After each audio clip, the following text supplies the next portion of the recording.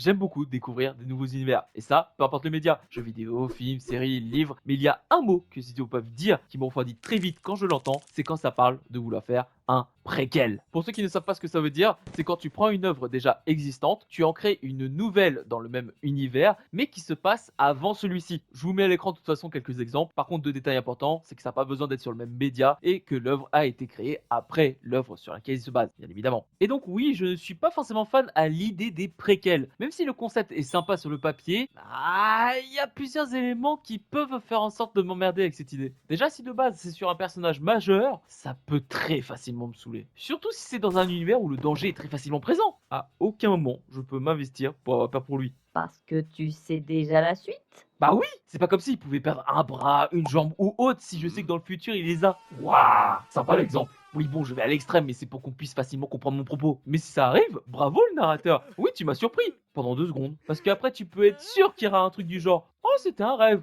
ou oh on revient dans le passé, ou une guérison miracle, ou un lavage de cerveau, ou un truc dans le genre, qui font que l'histoire aura pas servi à grand chose, pour ne pas dire rien. Dans les trucs qui peuvent me blaser très facilement aussi, c'est de rajouter des éléments qui n'ont jamais été mentionnés dans l'histoire, comme par exemple un personnage. Peu importe sa personnalité, ça va être très difficile pour que je m'y attache. Pourquoi? Parce qu'on le sait très bien qu'il va disparaître pour X ou Y raison. Voyage, déménagement, ou la mort, qui est plutôt une bonne excuse, il faut le dire.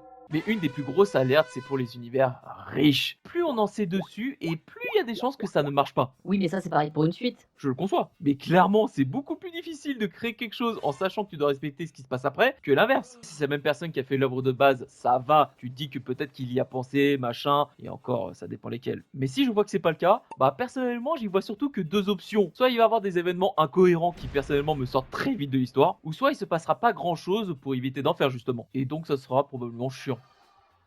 Et là, tout ce que j'ai cité font que plusieurs préquels que j'ai essayés, je les ai jamais terminés, que ce soit des spin-offs ou non. Après, il y en a, je suis allé jusqu'au bout et je les ai bien aimés d'ailleurs, comme par exemple ça, Bienvenue à Derry, Better Call Saul, ou même Les Mignons. T'as bien aimé les mignons? Ouais, que l'histoire soit neuneu ou non, du moment que ça me divertit, ça me va. Ah d'accord, le mec il aime bien des tic-tac jaunes qui se déplacent et qui racontent n'importe quoi.